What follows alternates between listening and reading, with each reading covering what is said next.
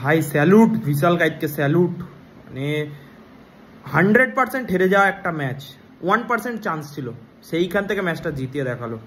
What a game of football. 3-3 final, মানে full time অবধি 3-3, এবং যেভাবে খেললো আজকে, মানে দুটো টিমেরই প্রশংসা করতে হয়। ঠিক আছে, মোহনবাগানের হয়তো ডিফেন্সে প্রবলেম হয়েছে, বাট পাঞ্জাব এফসি রিয়েলি ভাই সেরা টিম বানিয়েছে। এই আইএসএল কিন্তু এই বছর কিন্তু যথেষ্ট টাফ হবে, এবং ওদের যা ফরেনার দেখলাম কোয়ালিটি টপ নচ। তবে আমি বিশেষভাবে কিন্তু আমাদের টিমের কিন্তু বেশ কিছু প্লেয়ারের পারফরমেন্সে খুশি নয়। এখনও সামনে অনেকগুলো ম্যাচ রয়েছে।